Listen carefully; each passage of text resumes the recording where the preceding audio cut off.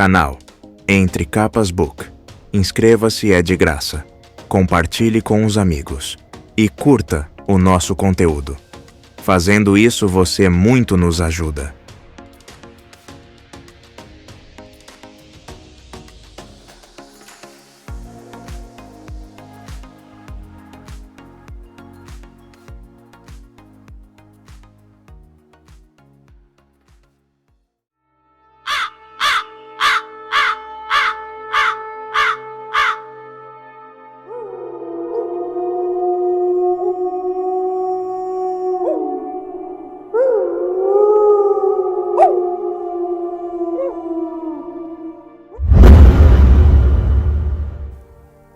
Interlúdios. Ishik, Nambalati, Sizete. Interlúdio 1. Ishik.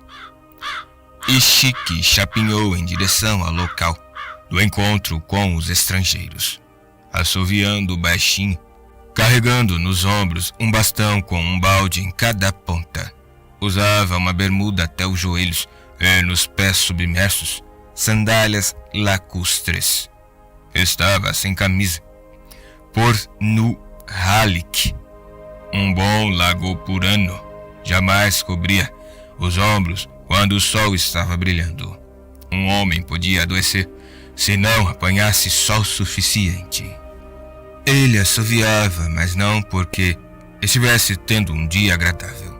Na verdade, o dia que nu halik lhe provera estava próximo de horrível.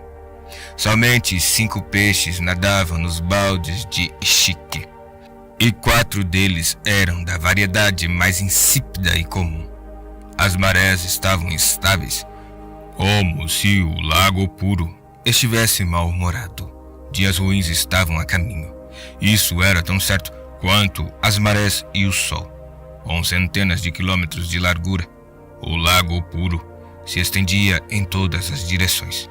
De sua superfície vítrea e cintilante até a parte mais profunda, não passava de 1,80 m de profundidade. A água morna e preguiçosa, que na maioria dos lugares só chegava à metade da canela de um homem, estava repleta de peixes minúsculos, caranguejos coloridos e esprenos de rio, semelhante a enguias.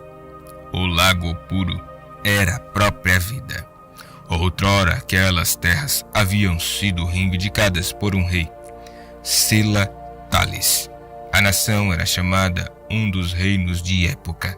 Bem, podiam chamá-la do que quisessem, mas Nu Halik sabia que as fronteiras da natureza eram mais importantes que as das nações.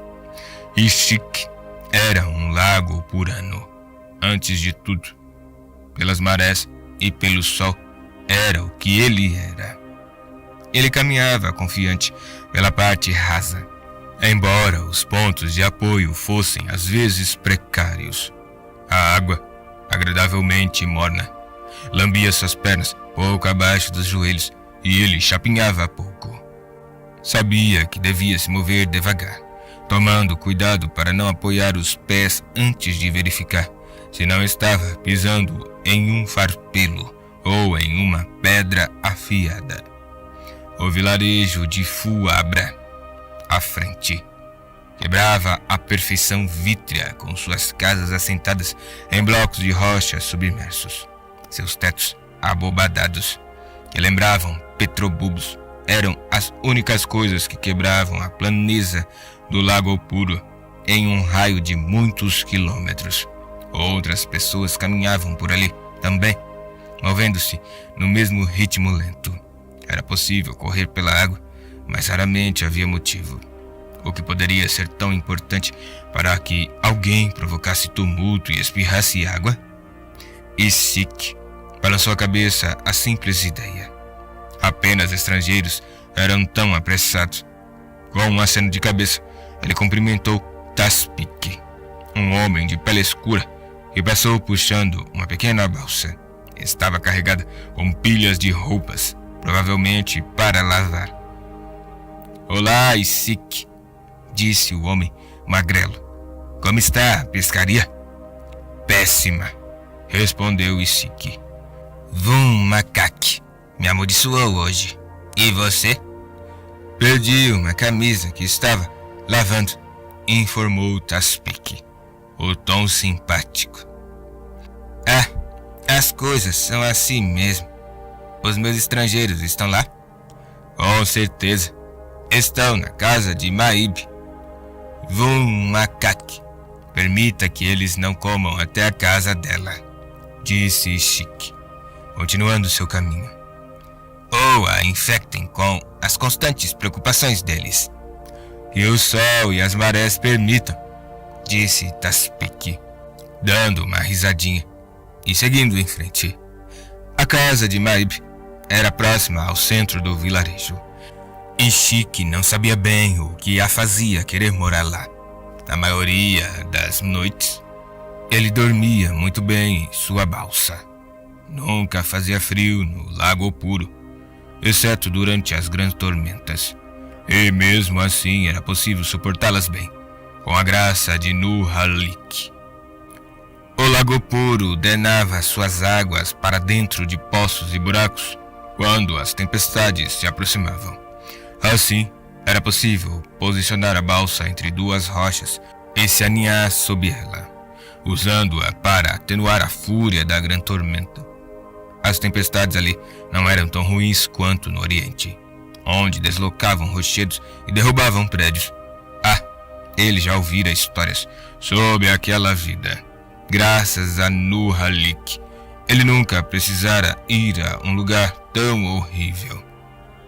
Além do mais, provavelmente fazia frio lá, porque seus habitantes simplesmente não se mudavam para o Lago Puro. Nuhalik, permita que eles não venham, pensou ele, enquanto se dirigia à casa de Maíbe. Se todos soubessem como Lago Puro era bom, certamente desejariam morar ali. E não haveria mais lugares onde se pudesse andar sem esbarrar em algum estrangeiro. Ele entrou na casa, expondo ao ar suas panturrilhas. O piso era baixo o suficiente para alguns centímetros de água ainda o recobrirem. Os lagopuranos preferiam assim. Era natural, embora a água às vezes fosse drenada quando a maré baixava. Peixinhos nadavam ao redor de seus pés, do tipo comum. Não valiam nada. Maíbe estava em casa, preparando uma sopa de peixe, e o cumprimentou com um aceno de cabeça. Era uma mulher robusta, que paquerava Chique havia anos, tentando convencê-lo a se casar com ela. Pelo fato de ser uma boa cozinheira, talvez ele a deixasse fisgá-lo algum dia. Os estrangeiros estavam em um canto, sentados a uma mesa que somente eles escolheriam. A que era um pouco elevada, de modo que não molhasse os pés. Por Nuhalik. Que tolos, pensou Chique, divertido. Longe do sol, usando camisas para se proteger de seus raios e com os pés fora da água. Não é de admirar que seus pensamentos sejam tão estranhos. Ele pousou os baldes e acenou para Maíbe, que o olhou. Boa pescaria? Péssima. Bem, sua sopa hoje vai ser grátis, e Chique, para compensar a maldição de Vum Macaque. Muito obrigado, disse ele, aceitando a tigela fumegante que ela lhe ofereceu. Ela sorriu. Agora ele estava em dívida com ela. Com tigelas suficientes, seria obrigado a desposá-la. Tenho um colgril no balde para você, informou ele. Peguei hoje de manhã. Uma expressão de incerteza se estampou no rosto rechonchudo de Maíbe. O colgril era um peixe de muita sorte. Aliviava dores nas juntas durante um mês e às vezes permitia que a pessoa soubesse, interpretando os formatos das nuvens quando ia receber a visita de amigos. Maíbe gostava bastante daqueles peixes, devido às dores nos dedos que Nuhalik lhe enviava. Um colgril representava 2 semanas de sopa. Assim, ela é quem ficaria em débito com ele. Vum Macaque, olhe por você, resmungou ela, aborrecida, examinando o balde. Esse está bom. Como vou conseguir capturá-lo, homem? Eu sou o pescador, Maíbe, disse ele, tomando um gole de sopa. O formato da tigela permitia que sorvesse diretamente dela. É difícil pegar um pescador. Você sabe disso. Rindo consigo mesmo, ele se aproximou de seus estrangeiros, enquanto ela tirava o gongril do balde. Haviam 3 estrangeiros. 2 eram macabaquianos, embora fossem os mais estranhos que ele já vira. Um tinha membros grossos, embora a maioria de seus conterrâneos fosse baixa e de ossos finos, e era completamente calvo. O outro era mais alto, com cabelos curtos, musculatura bem definida e ombros largos. Em sua mente, Ishik o chamava de Rabuja e Bruto, em função de suas personalidades. O terceiro homem tinha a pele levemente bronzeada, como um aletiano, mas também não parecia muito normal. Seus olhos tinham um formato diferente e seu sotaque definitivamente não era aletiano. Ele falava selaiano, pior que os outros 2, e, geralmente, permanecia calado. Como sempre, parecia pensativo. Ishik o chamava de pensador. Eu queria saber como ele conseguiu essa cicatriz no couro cabeludo, perguntou Ishik. A vida fora do Lago Puro era muito perigosa. Um monte de guerras, principalmente a leste. Você está atrasado, viajante, disse o alto e impertigado Bruto. Ele tinha a compleição e a postura de um soldado, embora nenhum dos 3 portasse armas. Franzindo a testa, Ishik sentou-se e relutantemente tirou os pés da água. Hoje não é o Arli? O dia está correto, amigo, disse Rabuja. Geralmente ele era quem falava mais. Mas nós combinamos de nos encontrar ao meio-dia, entendeu? Estamos perto do meio-dia, replicou Ishik. Sinceramente, quem se importava com a hora? Estrangeiros, sempre muito ocupados. Rabuja apenas balançou a cabeça quando Maíbe lhes trouxe sopa. A casa dela era a coisa mais próxima que o vilarejo tinha de uma estalagem. Ela entregou a Ishik um guardanapo de tecido macio e um bom copo de vinho doce, tentando contrabalançar o peixe o mais rápido possível. Muito bem, disse Rabuja. Vamos ver seu relatório, amigo. Eu estive em Fu Halis, Fu Namir, Fu Albast e Fu Moorin este mês, disse Ishik, sorvendo mais um pouco de sopa. Ninguém viu esse homem que vocês estão procurando. Você fez as perguntas certas? Perguntou Bruto. Tem certeza? Claro que tenho certeza, disse Ishik. Estou fazendo isso há séculos. 5 meses, corrigiu Bruto. E nenhum resultado. Ishik deu de ombros. Vocês querem que eu invente histórias? Vum macaque, bem que gostaria disso. Não, nada de histórias, amigo, disse Rabuja. Só queremos a verdade. Bem, foi o que eu disse. Você juraria por Nu Halik, esse deus de vocês?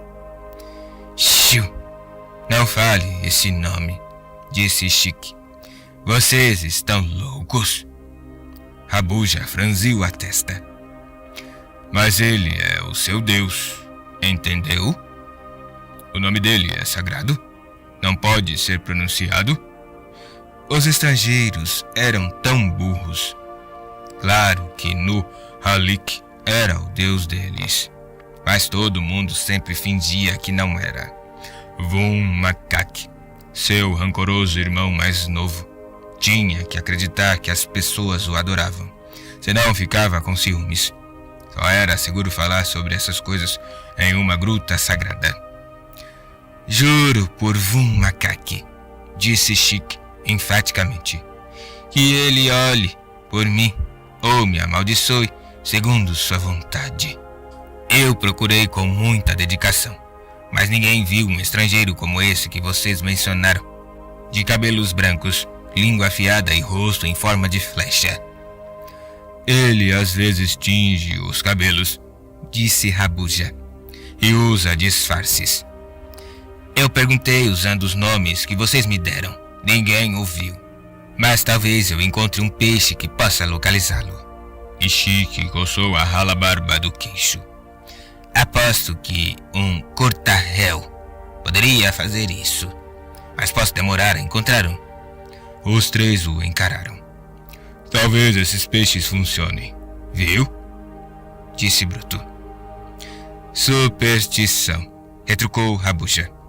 Você está sempre procurando superstições, Val. Val não era o nome verdadeiro do homem. E Chique tinha certeza de que eles usavam nomes falsos. Por isso, usava os apelidos que lhes dera. Se eles lhe forneciam nomes falsos, ele também lhes daria nomes falsos. E você, Temu? Rebateu Bruto. Não podemos impor nosso modo de... Senhores, disse o pensador, acenando com a cabeça para Chique, que ainda sorvia a sopa. Os três homens mudaram então de língua para continuar a discussão. E Chique escutava a conversa distraidamente, tentando determinar qual era a língua. Nunca fora bom com idiomas estrangeiros. Para que precisaria deles? Não o ajudariam a pescar nem a vender os peixes. Ele havia mesmo procurado o homem que eles queriam encontrar. Andara muito pela região, visitara muitos lugares em torno do Lago Puro. Aquele era um dos motivos porque não queria ficar preso a Maipe, pois então teria que se fixar em um lugar, o que não era bom para pegar peixes. Não os peixes raros, pelo menos. Não se preocupava em saber por que eles estavam procurando por esse tal de Oide, quem quer que ele fosse. Os estrangeiros estavam sempre procurando coisas que não tinham, e Chique se recostou na cadeira e mergulhou os pés na água. A sensação era boa. Por fim, eles terminaram a discussão. Deram-lhe então novas instruções, entregaram-lhe uma bolsa com esferas e desceram para a água. Como muitos estrangeiros, usavam grossas botas que lhes subiam até os joelhos. Chapinhando, caminharam até a porta. E Chique os seguiu, acenando para Maibe e pegando seus baldes. Retornaria no final do dia para a refeição da noite. Talvez eu deva deixar ela me pegar, pensou ele, saindo para a luz do sol e suspirando de alívio. No Halik, sabe que estou ficando velho. Talvez seja bom relaxar. Seus estrangeiros já estavam patinhando no Lago Puro. Rabuja era o último da fila. Parecia bastante contrariado. Onde está você, peregrino? Que busca, idiota, essa? Depois acrescentou na própria língua. Alavanta, Kamalau, Kayana. E patinhou atrás dos companheiros. Bem, que é idiota, disse Chique, dando uma risadinha e tomando outro rumo para verificar suas armadilhas.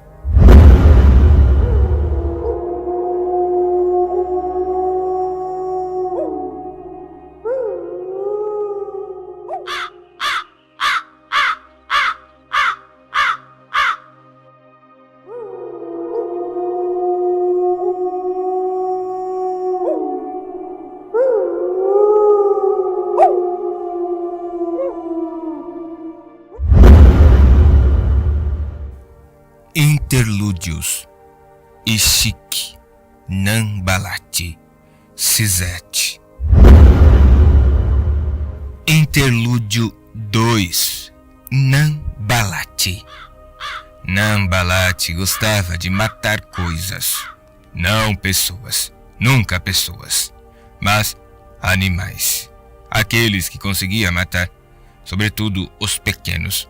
Ele não sabia ao certo por que isso o fazia se sentir melhor. Simplesmente fazia. Estava sentado no alpendre de sua mansão, arrancando as pernas de um pequeno caranguejo, uma a uma.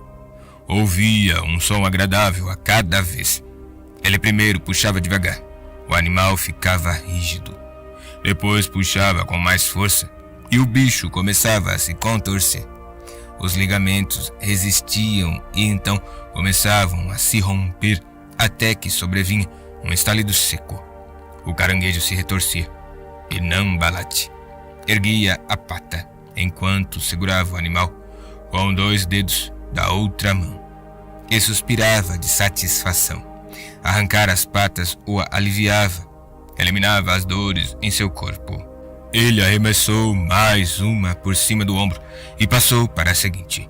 Não gostava de falar a respeito de seu hábito, nem mesmo a Eilita. Era só uma coisa que fazia.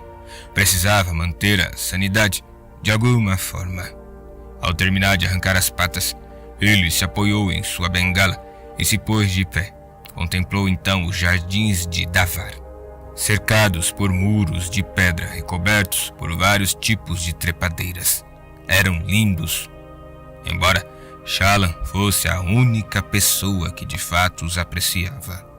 Aquela área de Jakeved, a sudoeste de Aletkar, e mais elevada, quebrada por montanhas como os picos do Papaguampas, era abundante em vinhas. Elas cresciam em tudo, cobriam a mansão, subiam nos degraus da natureza, penduravam-se em árvores e atapetavam rochedos.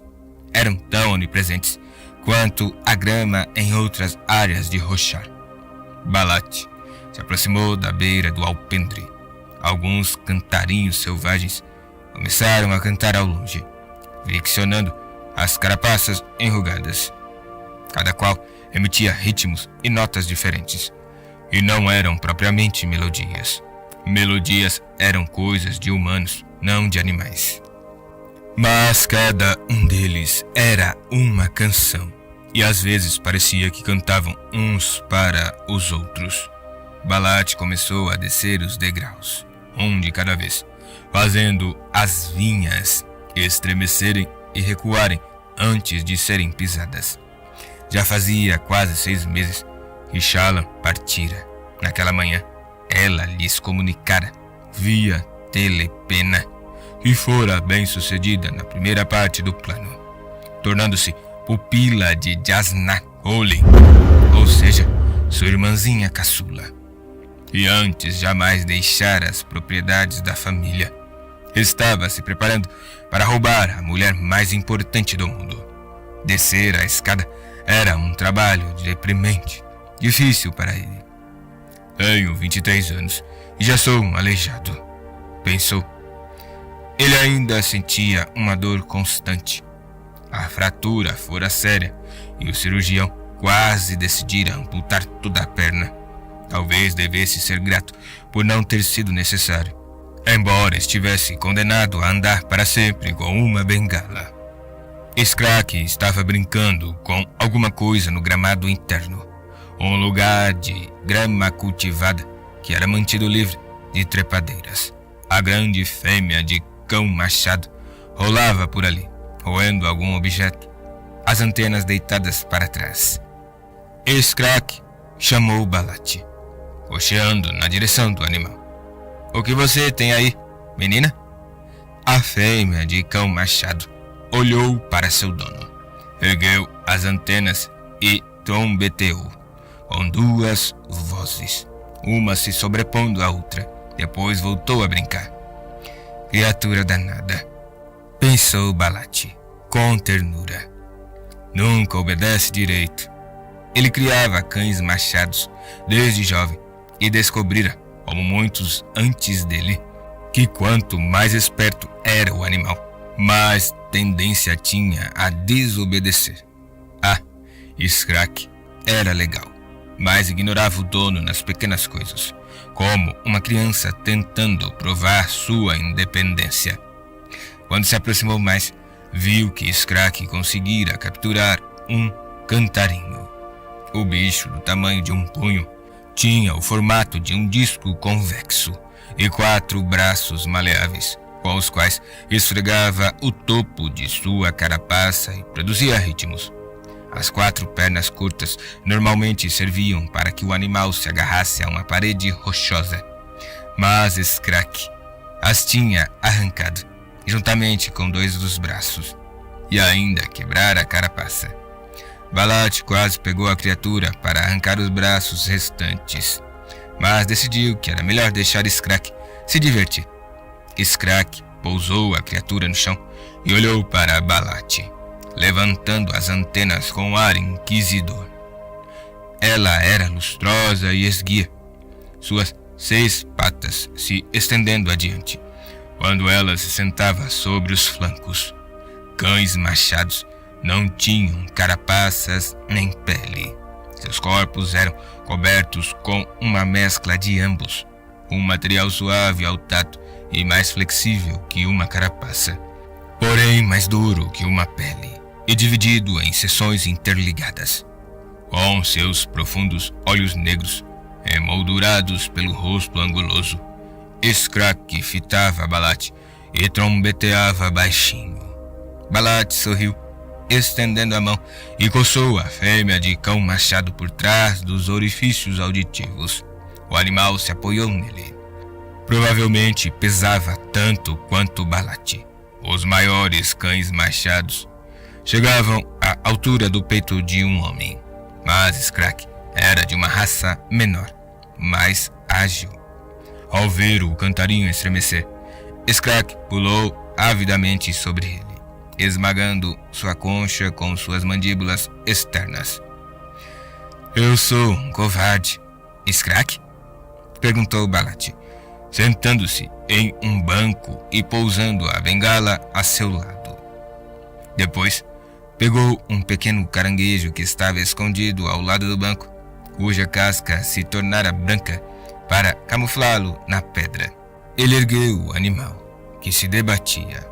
A grama, cultivada para ser menos tímida, havia saído de seus buracos logo depois que ele passara. Algumas plantas exóticas em flor despontaram de suas conchas ou cavidades, e logo faixas vermelhas, laranjas e azuis drapejavam ao vento em torno dele. A área próxima ao cão machado permaneceu descoberta. Evidentemente, Skrak estava se divertindo demais com sua presa e mantinha até as plantas cultivadas escondidas nas tocas. "Eu não poderia acompanhar Jasná", disse Balat, começando a arrancar as patas do caranguejo. "Só uma mulher poderia se aproximar o bastante dela para roubar o transmutador. Foi o que nós decidimos. Além do mais, alguém tinha que ficar para cuidar da casa." Eram desculpas vazias. Ele sentia-se um covarde. Arrancou então mais algumas patas, mas não encontrou satisfação. O caranguejo era pequeno demais e suas pernas se desprendiam com muita facilidade. "Provavelmente esse plano nem vai funcionar", prosseguiu ele, arrancando a última pata. Era estranho olhar para aquela criatura sem pernas. O caranguejo ainda estava vivo, mas como ele sabia disso? Sem as patas, o bicho parecia tão morto quanto uma pedra. "Os braços", pensou ele. "Nós agitamos os braços para parecermos vivos. É para isso que eles servem." Ele pôs os dedos na divisão da casca do caranguejo e começou a separá-las, o que, pelo menos, proporcionava uma agradável sensação de resistência. Sua família era disfuncional. Anos sendo vítimas do temperamento brutal do pai haviam levado Asha Jushu ao vício e Tet Wikin ao desespero. Somente Balat havia escapado incólume, ele e Shallan. Ela fora deixada em paz, nunca fora atingida. Às vezes Balat a odiava por isso. Mas como alguém conseguiria, de fato, odiar uma pessoa como Shallan? Tímida, tranquila, delicada. Eu jamais deveria ter deixado Shallan partir, pensou ele. Devia haver outra solução. Ela não conseguiria se sair bem sozinha. Provavelmente estava aterrorizada. Era incrível que já tivesse chegado tão longe. Ele atirou os pedaços do caranguejo por cima do ombro. Se pelo menos Ellaran tivesse sobrevivido. O irmão mais velho, então conhecido como Nan, Ellaran, por ser o primogênito, enfrentara o pai muitas vezes. Bem, ele estava morto agora, assim como o pai deles. Haviam deixado para trás uma família de inválidos. Balat! Gritou uma voz. Wiccan surgiu no alpendre. O irmão mais jovem aparentemente havia superado seu último acesso de melancolia. E foi? Disse Balat, levantando-se. Temos um problema. Grande? Muito grande, eu diria. Venha.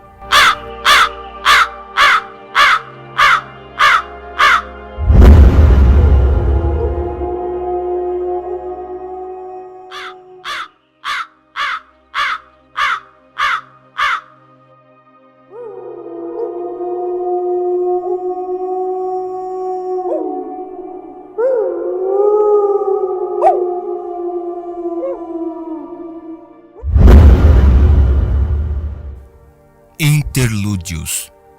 Ishik, Nan Balat, Sisete. Interlúdio 3. A glória da ignorância. Sisete, filho Valano, insíncero de Shinovar, estava sentado no piso da taverna, com cerveja de laves encharcando lentamente sua calça marrom. Sujas, gastas e puídas. Suas roupas eram muito diferentes daquele simples, mas elegante conjunto branco que usara 5 anos antes, quando assassinara o rei de Aletkar.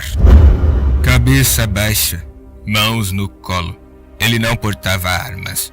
Não convocava sua espada fractal havia anos, e parecia que também não tomara nenhum banho desde então.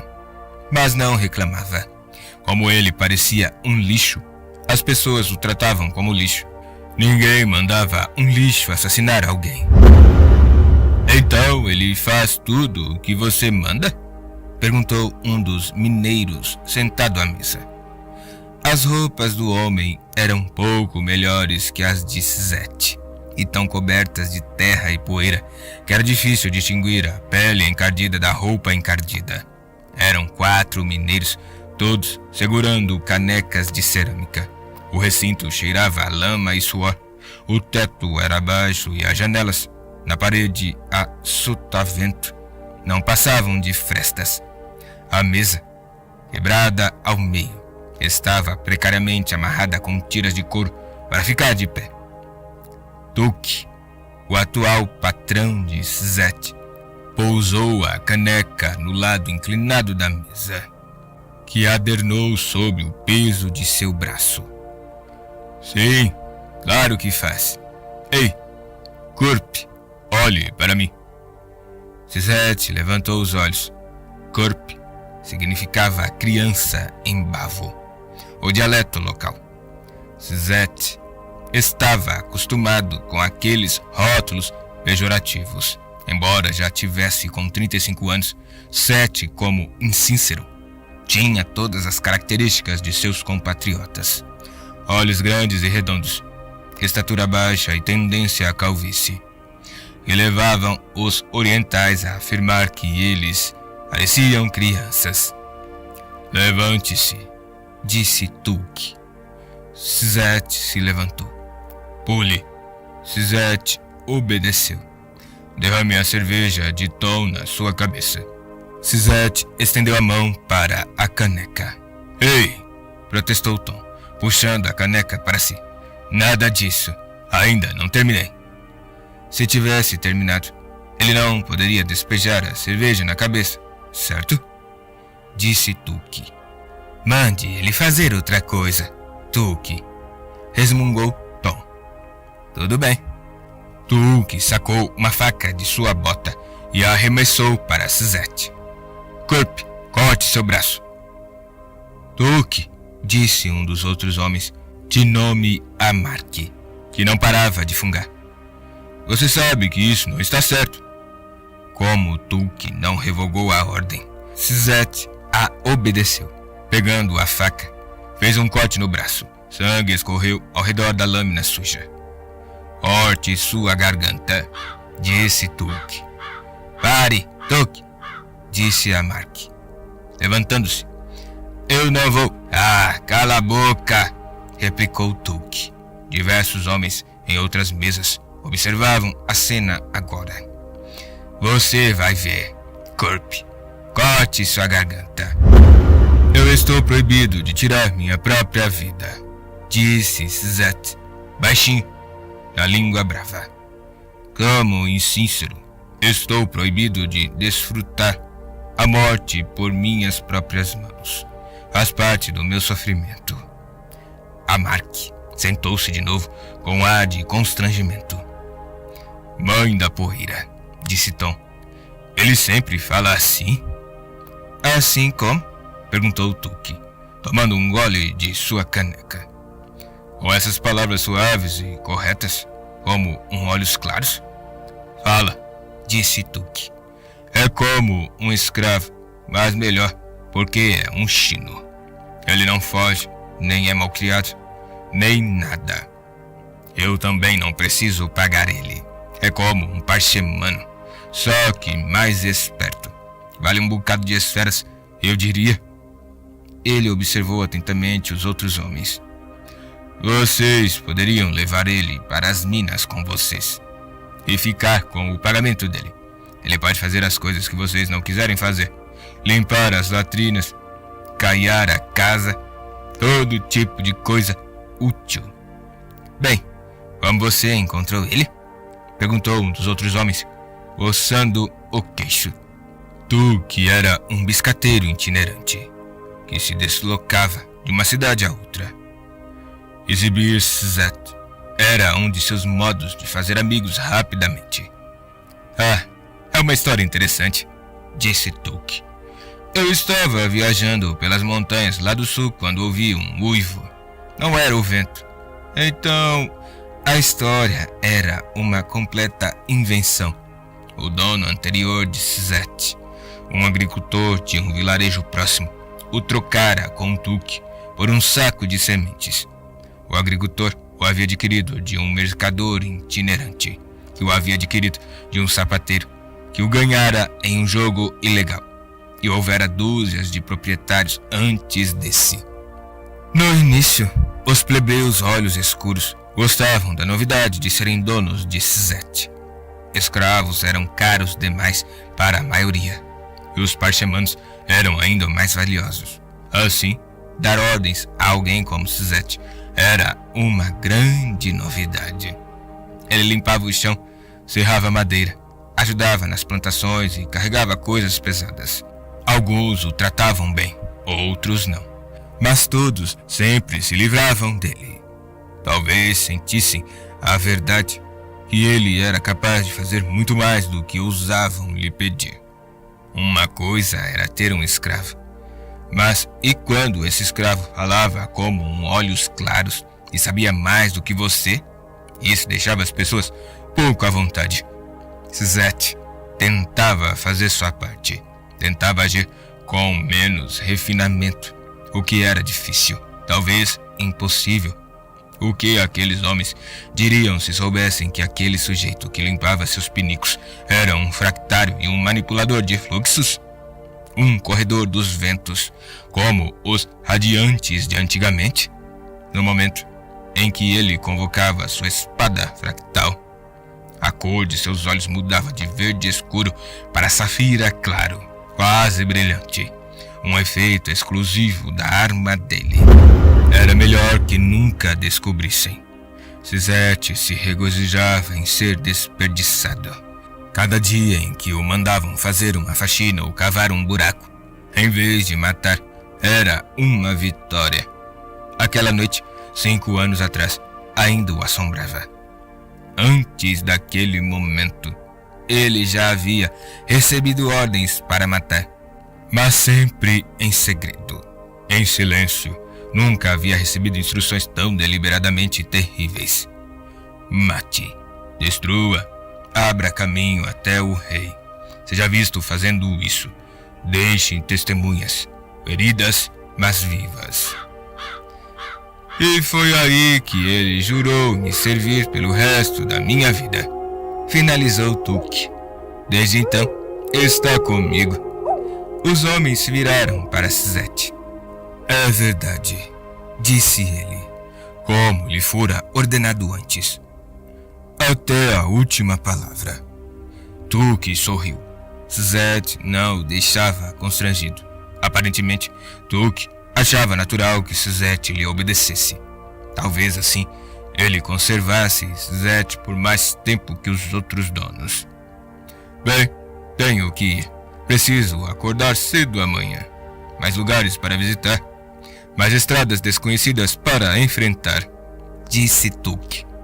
Ele gostava de se considerar um viajante calejado, embora, pelo que Suzette sabia, só se deslocasse em um mesmo círculo amplo.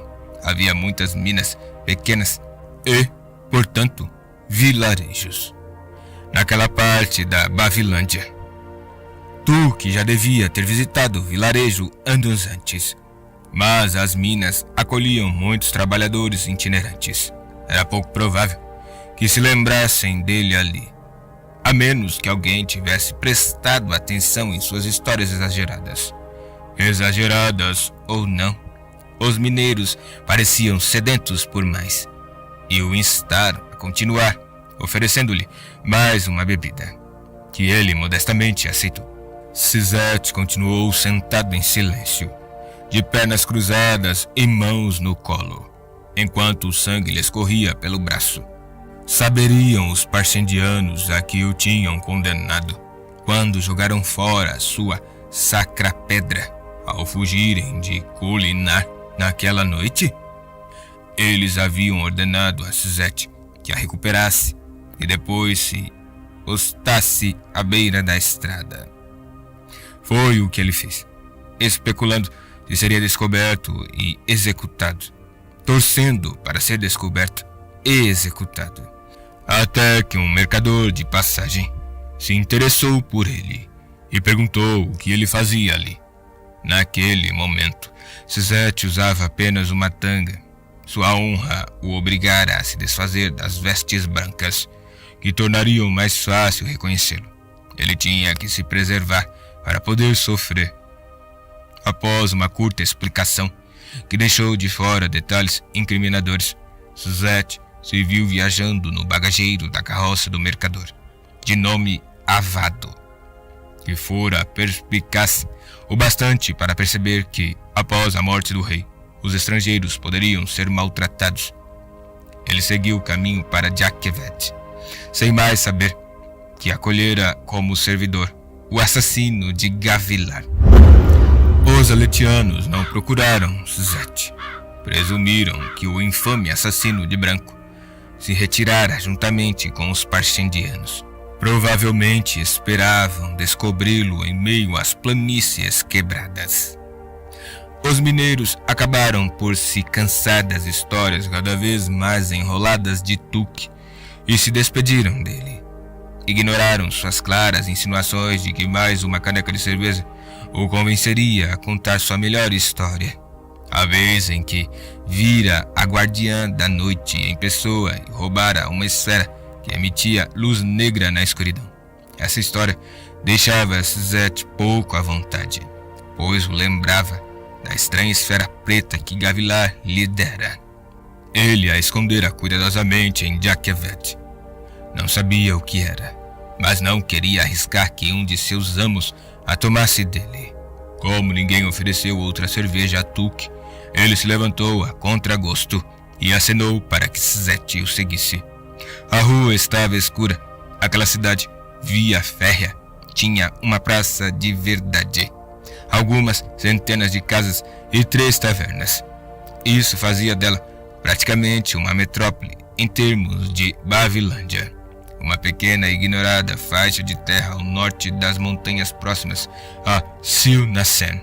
Tecnicamente, a área fazia parte de Jakeved, mas até mesmo seu grão-príncipe costumava-se se manter afastado dela.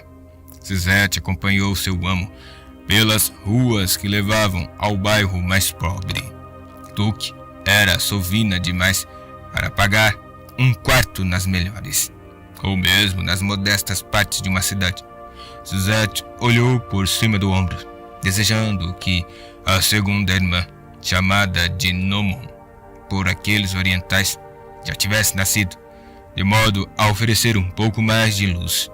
Bêbado, Tuque cambaleou e caiu no meio da rua. Suzette suspirou. Não seria a primeira vez que carregava seu amo até o leito. Ele se ajoelhou para levantá-lo e parou. Um líquido morno estava se empoçando sob o corpo de seu amo. Somente então ele notou a faca cravada no pescoço de Tuque. Um grupo de salteadores saiu de uma ruela e, instantaneamente, Suzette entrou em um estado de alerta. Um deles ergueu uma faca e se preparou para arremessá-la em sua direção. Suzette ficou tenso. Na bolsa de Tuque havia esferas infundidas que ele podia sugar. "Espere!" sibilou um dos salteadores. O homem com a faca se deteve. Outro se aproximou e observou Suzette. Ele é um chino. Não mataria nenhum caranguejo. Seus companheiros puxaram o cadáver para a ruela. O que empunhava a faca ergueu-a novamente. "Ele ainda pode gritar." "Então, por que não gritou ainda?" "Estou dizendo, eles são inofensivos, quase como os parcemanos. Ele pode ser vendido." "Talvez", disse outro. "Ele está morrendo de medo. Olhe para ele." "Venha cá", disse o comparsa, acenando para Suzette. Suzette obedeceu e entrou na ruela, que se iluminou de repente quando os outros salteadores abriram a bolsa de Tuque. "Yelek", praguejou um deles. "Não valeu nem o esforço. Um punhado de claretas e 2 marcos. Nem um brão no lote." "Eu estou dizendo, ele pode ser vendido como escravo. As pessoas gostam de criados chinos." "Ele é só um garoto." "E nada, todos eles são assim." "Ei, o que é isso aqui?" O homem pegou uma pedra luzidia, do tamanho de uma esfera, da mão do homem que avaliava os ganhos. Era uma peça bem comum, um simples fragmento de rocha com alguns cristais de quartzo e um veio ferruginoso em um dos lados. "O que é isso?"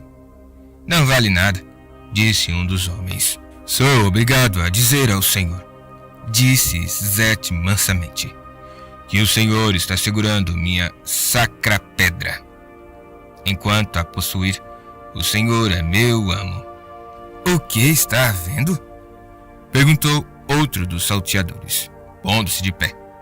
O que segurava a pedra fechou a mão sobre ela e lançou aos companheiros um olhar cauteloso. Depois virou-se novamente para Suzette. "Seu amo?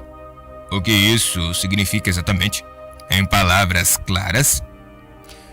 "Eu tenho que obedecer ao senhor", explicou Suzette, "em todas as coisas. Mas não posso obedecer a uma ordem de me matar." Ele também não poderia obedecer a uma ordem de entregar sua espada fractal. Mas não havia necessidade de mencionar isso naquele momento. "Você vai me obedecer?" disse o salteador. "Quer dizer, você vai fazer o que eu mandar?" "Sim, tudo o que eu disser." Suzette fechou os olhos. "Sim." "Olha, que interessante", exclamou o homem, pensativo. "Muito interessante mesmo."